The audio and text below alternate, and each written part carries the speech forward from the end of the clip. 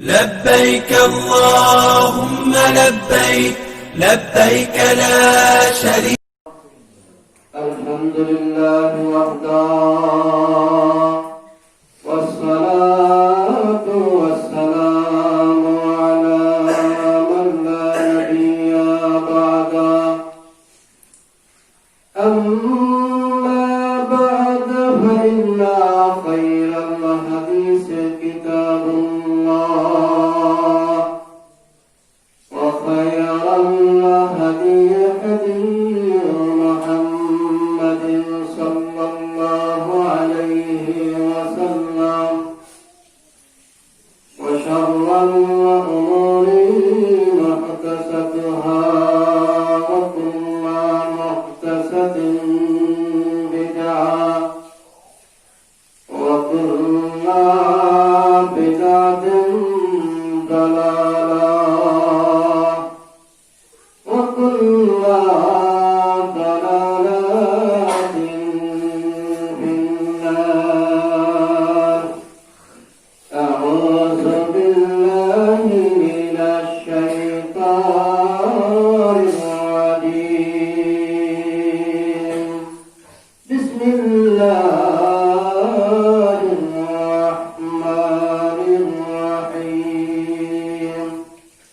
وقضى ربك ألا تعبدوا إلا إياه وبالوالدين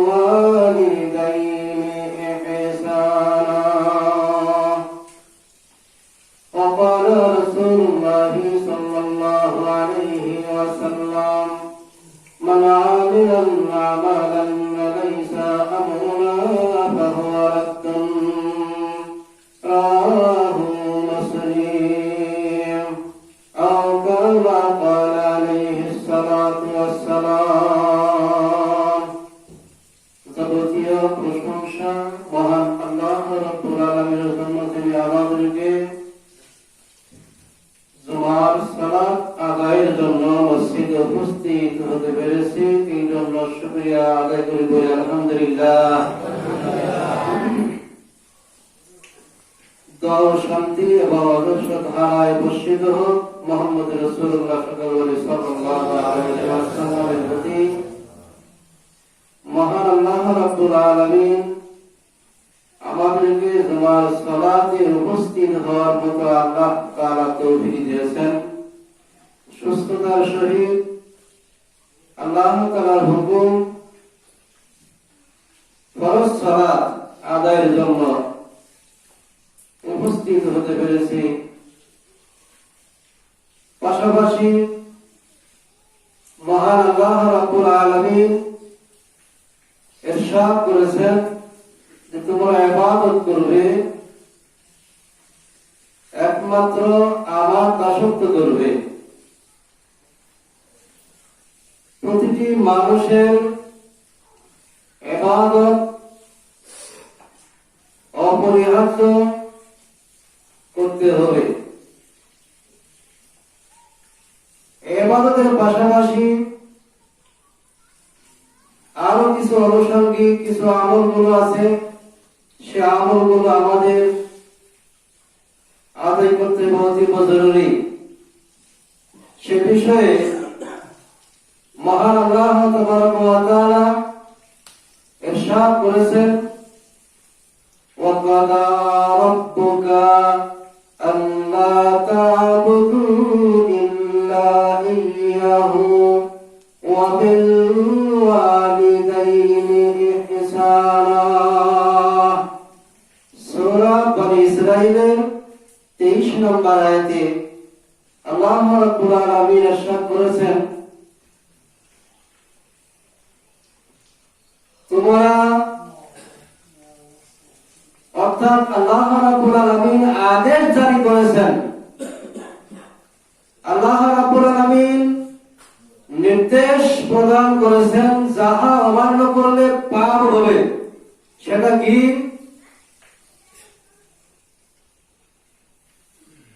পিতামাতার সেবা করা। আল্লাহ রাব্বুল আলামিন বলেছেন যে তোমরা আমার ইবাদত করবে, এটা আল্লাহর নির্দেশ। এবং আল্লাহ তাআলা আরো নির্দেশ দিয়েছেন যে তোমরা তোমাদের পিতা মাতার খেদমত করবে, সেবা করবে, যত্ন করবে। এটা কার নির্দেশ? আল্লাহ তাআলার নির্দেশ। তাহলে আল্লাহ তাআলার নির্দেশ অমান্যকারী কবিরা গুনাহের মধ্যে লিপ্ত, সে যদি কবিরা গুনাহ করে মৃত্যুবরণ করে তওবাবিহীন, তাহলে জান্নাতের সুগন্ধ পাবে না। পিতা মাতা অবাধ্য সন্তান মৃত্যুবরণ করলে সে জান্নাতের সুগন্ধ পাবে না। পিতা মাতার অবাধ্য সন্তান মৃত্যুবরণ করলে জাহান্নামে যাবে, এটাই নিশ্চিত। কেননা সর্বশ্রেষ্ঠ মানুষ মুহাম্মদ রাসূলুল্লাহ সাল্লাল্লাহু আলাইহি ওয়াসাল্লাম তিনি বলেছেন যে পিতা মাতার অবাধ্য সন্তান যদি দুনিয়াতে থাকে আর পিতা মাতার মনে কষ্ট দিয়ে, মনে আঘাত দিয়ে মৃত্যুবরণ করলে তাহলে সে জান্নাতের সুগন্ধ পাবে না। আল্লাহ তাআলা নির্দেশ প্রদান করেছেন যে তোমাদের পিতা এবং মাতা দুইজনের একজনকে যদি তোমরা জীবিত পাও বার্ধক্য অবস্থায়, তাহলে আল্লাহ নির্দেশ দিয়েছেন যে তাদের সেবা করো, যত্ন করো, তারা যেন কোনো শব্দ যেন না করতে পারে। যদি পিতা মাতা কোন সন্তানের উপরে কষ্ট নিয়ে থাকে, যদি কোন পিতা মাতা সন্তানের উপরে রাগান্বিত হয়, পিতা মাতাকে সেবা না করে, পিতা মাতার উপরে কোন সন্তান নাকশ থাকে, তাহলে আল্লাহ রাব্বুল আলামিন সূরা বনী ইসরাঈলের 23 নম্বর আয়াতে আল্লাহ তাআলা নির্দেশ দিয়েছেন যে তোমরা আমার ইবাদত করবে। আমার ইবাদত করার পরে তোমাদের যে পিতা মাতা রয়েছে, পার্থক্য পড়েছে, তাদের তোমরা সেবা করো, তাহলেই তোমাদের জন্য জান্নাত অবধারিত। তাহলে রাসূল সাল্লাল্লাহু আলাইহি ওয়াসাল্লাম বলেছেন আল্লাহ তাআলার লানত, ফেরেশতাদের লানত, যে পিতা মাতাকে পার্থক্য পাওয়ার পরে তাদেরকে সেবা করে, যত্ন করে জান্নাত কিনতে পারল না, আল্লাহ রাব্বুল আলামিন তাদের উপরে লানত বর্ষণ করেছেন। একদিন রাসূল সাল্লাল্লাহু আলাইহি ওয়াসাল্লাম খুতবা দেওয়ার সময় তিনি বলেছিলেন যে আমিন আমিন আমিন 3 বার বলেছিলেন। সালাত সমাপ্ত হওয়ার পরে সাহাবাগণ জিজ্ঞাসা করলেন, হে রাসূল সাল্লাল্লাহু আলাইহি ওয়াসাল্লাম 3 বার আমিন বললেন, তার কারণটা কি?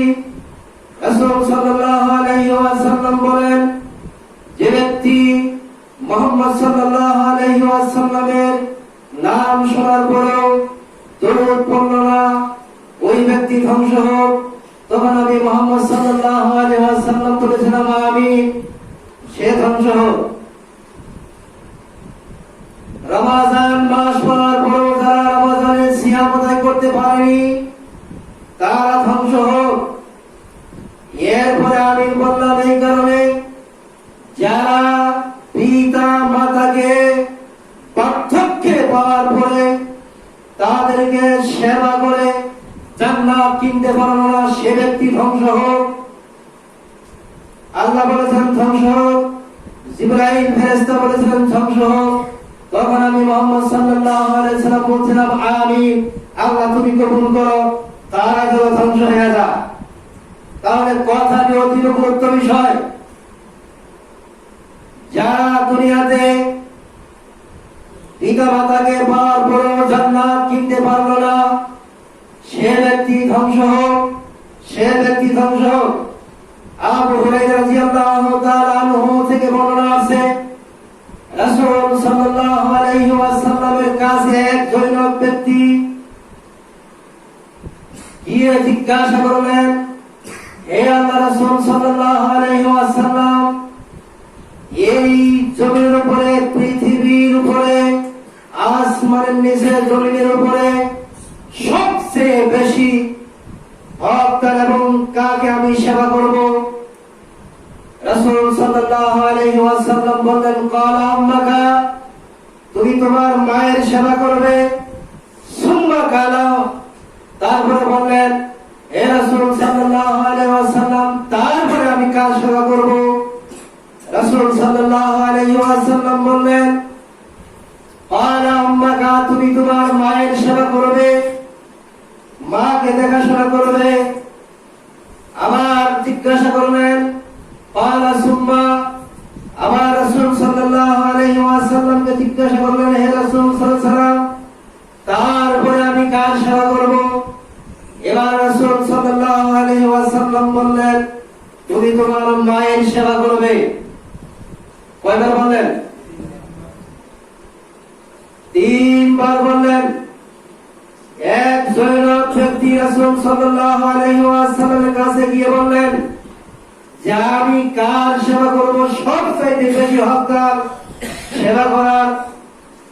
রাসূল সাল্লাল্লাহু আলাইহি ওয়াসাল্লাম বললেন, তুমি তোমার মায়ের খেদমত করবে। আবার জিজ্ঞাসা করলেন, আমি কার খেদমত করব? রাসূল সাল্লাল্লাহু আলাইহি ওয়াসাল্লাম বললেন, তুমি তোমার মায়ের খেদমত করবে, সেবা করবে। আবার জিজ্ঞাসা করলেন, তারপরে কে? রাসূল সাল্লাল্লাহু আলাইহি ওয়াসাল্লাম বললেন, তুমি তোমার মায়ের সেবা করবে। চতুর্থবার জিজ্ঞাসা করলেন, আমি তারপরে কার? রাসূল সাল্লাল্লাহু আলাইহি ওয়াসাল্লাম বললেন, তুমি তোমার বাবার খেদমত করবে। তিনবারের কথা বললেন মায়ের, একবারের কথা বললেন কার? বাবা। তিনবারের কথা এই জন্য বলা হয়েছে, ছোট্ট যখন ছিলাম, মায়ের উদরে যখন গিয়েছি, তখন মা অতি কষ্ট করে 9 মাস অথবা তার বেশি বা কম উদরে ধারণ করে, কষ্ট করে লালন পালন করে, যখন আমি বা আপনি মায়ের পেটে যখন ছিলাম, ওই পেটের ভিতরে যখন একটু নাড়া দিয়েছিলাম, তখন মায়ের পেটের ভিতরে ব্যথা অনুভব হয়েছিল। এই যে কি ব্যথা বেদনা, এটা যদি কোন মানুষ, পুরুষ মানুষ জানতো, তাহলে তখনই মারা যেতেন। এরপরে যখন 9-10 মাস যখন অতিবাহিত হয়ে যায়, আল্লাহ রাব্বুল আলামিন যখন সন্তানটাকে দুনিয়াতে প্রেরণ করেন, দুনিয়াতে যখন আসে, রাসূল সাল্লাল্লাহু আলাইহি ওয়াসাল্লাম বলেন, মায়ের কলিজার ভিতরে আঘাত দিয়ে দুনিয়াতে আসলো। আর মানুষ যদি, কোনো পুরুষ, কোনো নারী যদি সন্তান ভূমিষ্ঠ হয়, আর সহজ পদ্ধতিতে ডেলিভারিটা হওয়া অতীব জরুরি, কোনো কারণবশত যদি তার ডেলিভারি হতে সমস্যা হয়, তাহলে ওই ব্যক্তির স্বীকার করা জায়েজ রয়েছে। আর এই মহিলাটা কোনো সমস্যা নেই, কোনো কিছু নেই, ডাক্তারের ডেট দেওয়ার পূর্বে হসপিটালে যা বসে থাকবে যে পেট থেকে সন্তান বের করতে হবে, এর চাইতে লজ্জাস্কর কথা কোনো দুনিয়াতে নাই। আগে দেখতে হবে যে সহজ পদ্ধতিতে সন্তান ভূমিষ্ঠ হচ্ছে কিনা, আগে দেখতে হবে। যদি সহজ পদ্ধতিতে যদি সন্তান ভূমিষ্ঠ না হয়, তাহলে তারপরে সিজার করতে হবে। একটা গাভী যখন, বাচ্চা যখন প্রসব করে, এই পৃথিবীর জমিনের উপরে কোন গাভীকে, একটা গাভীকে হাসপাতালে নিয়ে যে সিজার করে বাচ্চাকে বের করতে হয় না। একটা কুকুরের বাচ্চা, একটা কুকুর যখন, তার মা যখন, একটা কুকুর তার বাচ্চাকে 9টা অথবা 10টা অথবা 5টা সন্তান ভূমিষ্ঠ একটা কুকুর, ওই কুকুরকে কোনো হাসপাতালে নিয়ে গেলাম না যে সিজার করে বের করতে হবে, এমনি এমনি হয়ে গেল। আল্লাহ রাব্বুল হুকুমে সিজার করা লাগে নাই, আল্লাহর নির্দেশেই হয়ে গেল। এখন আমার একটা কি পেয়ে গেছি যে সন্তান ভূমিষ্ঠ হয়ে গেলে, সন্তান গর্ভে এসে গেলে চিন্তা উঠে গেল যে ডাক্তার কাছে যাব, কোন দিন সময় দিবে, কোন তারিখে সময় দিবে। এই সময়ের পূর্বে গিয়ে হসপিটালে যা বসে তারপর ছেলে মানুষদের পেট কেটে সন্তান বের করতে হবে, এর চাইতে লজ্জাস্কর কথা পৃথিবীর জমিনে নাই। আগে নরমালি চেষ্টা করতে হবে। আর পূর্বেই যদি ডাক্তারি ভাষায় যদি বলা হয় যে না নরমালি হবে না, সমস্যা রয়েছে, তাহলে যদি সমস্যা থাকে তাহলে সিজার করা তার পক্ষে জায়েজ রয়েছে। এখন সমস্যা নাই, কোনো কিছুই নাই, ডেট হওয়ার পূর্বেই হসপিটালে যে বসে সিজার করতে হবে। সিজার করলে বাচ্চাটা দুর্বল হয়। রাসূল সাল্লাল্লাহু আলাইহি ওয়াসাল্লাম বলেছেন যে সিজার করা জায়েজ নেই। যদি সমস্যা থাকে, বিপদ থাকে, মহা মুসিবত থাকে, তাহলে ওই সময় সিজার করতে পারে। কোনো মহা মুসিবত নাই, কোনো কিছুই নেই, তাহলে ওই মহিলার জন্য সিজার করা বিলকুল হারাম। কি বিলকুল হারাম। সন্তান পেটে আসার পরে আমার বাবা যখন, আমার মা যখন, আমার মা চাচিদের তাকে দেখেছিলাম যে 8 জন 10 জন করে সন্তান হয়েছে। আমার মা চাচিরা, আপনাদের মা চাচিদের আগে 10 জন 8 জন 5 জন 11 জন 12 জন করে সন্তান হয়েছে। ডাক্তারি পদ্ধতি ছিল না, ডাক্তার কাছে যাওয়া লাগে নাই, সিজারও করার কোনো প্রয়োজন ছিল না, এমনি এমনি হয়ে গেছে। আল্লাহর উপরে ভরসা ছিল। কার উপর ভরসা ছিল? কার উপর ভরসা ছিল? আল্লাহর উপরে তাওয়াক্কুল ছিল, ভরসা ছিল আল্লাহর উপরে। এখন আমাদের ভরসা কোথায়? ডাক্তারের কাছে, সিজার। এই যে ভরসা, ভরসা যদি সিজারই করা লাগে তাহলে আপনার সিজার ছাড়া কোনো পদ্ধতি নেই। ভরসা করতে হবে, তাওয়াক্কুল করতে হবে মহান আল্লাহ রাব্বুল আলামিনের নিকটে। তাহলে আপনার সব মুসিবত, সকল কিছু দূর হয়ে যাবে। আল্লাহ বলেছেন ওয়াস্তাইনু বিস-সাবরি ওয়াস-সালাহ। যখন তোমরা কোন মহা মুসিবতের মধ্যে পড়বে তখন তোমরা সালাতে দাঁড়িয়ে আমার কাছে সাহায্য কামনা করো, আমি তোমাদেরকে সাহায্য কামনা করব। আর তোমাদের যতগুলো বালা মুসিবতের সকল বালা মুসিবতগুলো আমি আল্লাহ দূর করে দেব। সুবহানাল্লাহ। তো বলতেছিলাম মায়ের কথা 3 বার বলেছেন যে সেবা করতে হবে, 3 বার বললেন মায়ের কষ্ট করে সন্তান ভূমিষ্ঠ করেছে।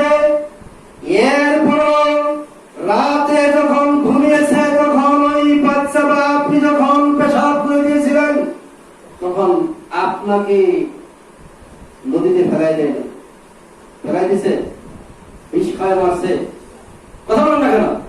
মারছে, মারে নাই। আপনি যখন রাতে 12টা 3টার সময় বিছানায় পেশাব করে দিয়েছেন, ওই সময় আপনার মা উঠে সুন্দর করে কাপড়টা পরিবর্তন করে আপনাকে আবার বুকের ভিতরে জড়াইয়া নিয়ে আপনাকে কত লালন পালন আদর সোহাগ দিয়ে আস্তে আস্তে বড় করলেন। খাওয়াইতে পারে নাই, বুকের দুধ পান করলেন 2 বছর। তারপরে মা আপনাকে খাদ্য তুলে আপনার মুখে দিয়েছে, সেই মায়ের কথা এখন কিভাবে ভুলে যান? ভুলে যান কিভাবে? ভুলে যান কিভাবে?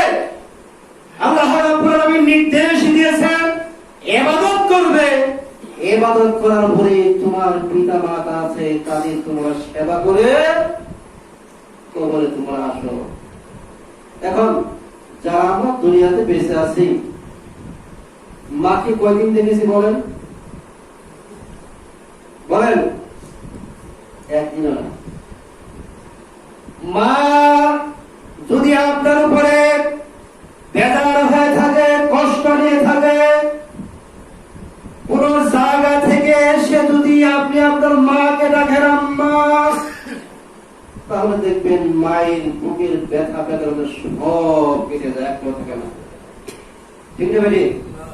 থাকে কিচ্ছু থাকে না।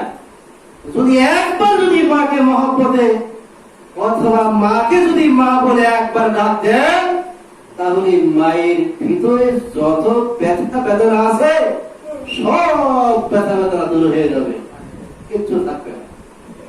আবার আপনাকে কুলে এখানে নিয়ে আপনাকে আবার আদর যত্ন করবে। ছোটবেলায় যখন ছিলাম, ওই সময় যখন আপনি বা আমি যখন কেঁদেছিলাম, যত মায়ের বাবার যত কাম থাকুক না কেন, যদি বাচ্চা যদি ছেলে সন্তান মেয়ে সন্তান যদি একবার যদি কান্নাকাটি করতেন, তাহলে মায়ের যত কাজ আছে সব ফেলে রেখে আগে সন্তান খুলে নিয়ে আগে চুপ করাইছেন না, করে নাই? করে না? যারা আপনাদের সন্তান গুলি যা আছে, এটাই তো বুঝতে পারেন যে সন্তানের কত মায়া মহব্বত। এটা আপনারাও জানেন, আমিও জানি, সবাই জানি। এরপরে পিতার সেবা করতে হবে। হাদিসটি বুখারী মুসলিমে রয়েছে, হাদিসটি বুখারী রয়েছে 5971 নম্বর হাদিসে উল্লেখ করা হয়েছে যে পিতা মাতার সেবা করে জান্নাত কিনতে হবে। আপনি যদি হজ করতে যান, হজ করতে গেছেন বাংলাদেশ থেকে, আপনি বা আমি মক্কাতে হজ করতে গেছি, মার মনে কষ্ট দিয়েছি, মা পিতা মাতা অশান্তিতে আছে, পিতা মাতাকে আমি দেখাশোনা করি না। এখন লক্ষ লক্ষ টাকা দিয়ে আমি হজ করতে গেলাম, আল্লাহ রাসূল সাল্লাল্লাহু আলাইহি ওয়াসাল্লাম বলেন তোমার হজ হয় না, কারণ তুমি তোমার পিতা মাতাকে কষ্ট দিয়েছো, পিতা মাতাকে অসন্তুষ্ট রেখে তুমি এসেছো। পিতা মাতার দিকে সুনজরে তাকালে কবুলিয়তের হজ পাওয়া যাবে, তাহা মিথ্যা কথা। এর চাইতে মিথ্যা কথা আর দুনিয়াতে নাই। পিতা মাতার দিকে সুনজরে তাকালে কবুলিয়তি হজের সওয়াব পাওয়া যাবে। নগদ মিথ্যা কথা, টাটকা মিথ্যা কথা। টাটকা বুঝেছ? নগদ মিথ্যা কথা, টাটকা মিথ্যা কথা। তবে হাদিসে রয়েছে বুখারী মুসলিমে, রাসূল সাল্লাল্লাহু আলাইহি ওয়াসাল্লাম বলেছেন পিতা মাতার পায়ের নিচে সন্তানের জান্নাত রয়েছে। সুবহানাল্লাহ। কার নিচে জান্নাত? কার পায়ের নিচে? পিতা মাতার পায়ের নিচে আল্লাহর জান্নাত। তবে দুনিয়াতে যদি কোনো সন্তান জান্নাত কিনতে চাও, রাসূল সাল্লাল্লাহু আলাইহি ওয়াসাল্লাম বলেন তুমি জান্নাত কিনতে চাও তাহলে আল্লাহর ইবাদত করবে এবং পিতা মাতার সেবা করবে, তাহলেই তোমরা জান্নাত পেয়ে যাবে। সুবহানাল্লাহ। ওরে বাপ রে বাপ, পিতা মাতার কথা শুনলে রাগান্বিত হয়ে যায়, কষ্ট হয়, দুঃখ দুর্দশা হয়। রাসূল সাল্লাল্লাহু আলাইহি ওয়াসাল্লাম বলেন হাট থেকে বাজার থেকে কোন জায়গা থেকে আসার পরে মিষ্টি নিয়ে আসেন না, যাই কিছু নিয়ে আসেন না কেন, নিয়ে আসার পরে ওটা সিলে অথবা আপনার পিতা মাতার যদি হাতে তুলে দেন, তাহলে আল্লাহ তা খুশি হবেন, মাতা পিতা তা খুশি হবেন। আল্লাহ তাআলা বলেন যে সন্তানের উপরে পিতা মাতা সন্তুষ্ট, আল্লাহ রাব্বুল আলামিন ওই সন্তানের উপরে আল্লাহ সন্তুষ্ট। যে পিতা মাতা তার ছেলের উপর সন্তুষ্ট, আল্লাহ তাআলা তার উপর সন্তুষ্ট। পিতা মাতা যদি কোন সন্তানের উপর অসন্তুষ্ট থাকে, তাহলে আল্লাহ তার উপর অসন্তুষ্ট। কোন ইবাদত আল্লাহ রাব্বুল আলামিন কবুল করবে না যতক্ষণ পর্যন্ত পিতা মাতা সন্তুষ্ট না হবে, না রাখতে পারবে, কোন ইবাদত আল্লাহ কবুল করবেন না। কারণ আল্লাহ বেজার হয়ে আছে। পিতা মাতা বেজার সন্তানের উপরে, আল্লাহ তাআলা ওই সন্তানের উপরে আল্লাহ বেজার, আল্লাহ নাখুশ। কোন পিতা মাতা যদি কোন সন্তানের উপরে নাখুশ থাকে, তাহলে আল্লাহ রাব্বুল আলামিন ওই সন্তানের উপরে আল্লাহ নাখুশ। কি হবে? নাখুশ হয়ে যাবে। এক সাহাবী জিজ্ঞাসা করলেন, হে রাসূল সাল্লাল্লাহু আলাইহি ওয়াসাল্লাম, আমার মা মুশরিক, আমি ধর্ম গ্রহণ করেছি, ইসলাম ধর্ম গ্রহণ করেছি, কিন্তু আমার মা মুশরিক। হে রাসূল সাল্লাল্লাহু আলাইহি ওয়াসাল্লাম, আমি কি আমার মায়ের সেবা করব? সে তো মুশরিক। সে কি মুশরিক? মুশরিকা, সে হলো মুশরিক। এখন আমি কি করব? রাসূল সাল্লাল্লাহু আলাইহি ওয়াসাল্লাম বললেন, যদি তোমার পিতামাতা মুশরিক হয়, বেদিন হয়, ইহুদি খ্রিস্টান নাসারা হয়, আর তুমি মুসলিম, তাহলে তোমাকেও ওই পিতামাতাকে দেখাশোনা করতে হবে। দেখেন কথাটা কত গুরুত্ব। পিতামাতা যদি মুশরিক হয় আর আমি মুসলিম, তবুও পিতামাতাকে সেবা করতে হবে, যত্ন নিতে হবে। রাসূল সাল্লাল্লাহু আলাইহি ওয়াসাল্লাম বলেন, যে সন্তান পিতা মাতাকে খুশি রেখে মৃত্যুবরণ করতে পারবে, সে ব্যক্তি জান্নাত চলে গেছে। জান্নাত কই পাবে? জান্নাত দুনিয়া থেকে ক্রয় করতে হবে। পিতা মাতা আল্লাহর ইবাদতের পরেই পিতা মাতার সেবা করার কথা আল্লাহ বলেছেন। এই জন্য আসুন আমরা আল্লাহ পাকের ইবাদত করব, ইবাদত করার পরে পিতা মাতার সেবা করে যেন আমরা মাতা পিতাকে খুশি দেখে আমরা মৃত্যুবরণ করতে পারি, সেই তৌফিক আল্লাহ রাব্বুল আলামিন বলা আমিন। না বাপ নাই? বাপ নাই আপনাদের? তাহলে যাদের পিতা মাতা আছে, একটু সেবা করেন, একটু যত্ন নেন, একটু দেখাশোনা করেন, আল্লাহ খুশি হবে। বান্দা পিতা মাতা খুশি থাকলে আল্লাহ খুশি হবে আপনার উপরে। আল্লাহ তাআলা আমাদের প্রত্যেককে তৌফিক দান করুন পিতা মাতার সেবা করা এবং আল্লাহর আদেশ যেগুলি আছে পাঁচ ওয়াক্ত সালাত আদায় করার পরে আমরা পিতা মাতার সেবা করে যেন আমরা দুনিয়াতেই জান্নাত কিনতে পারি।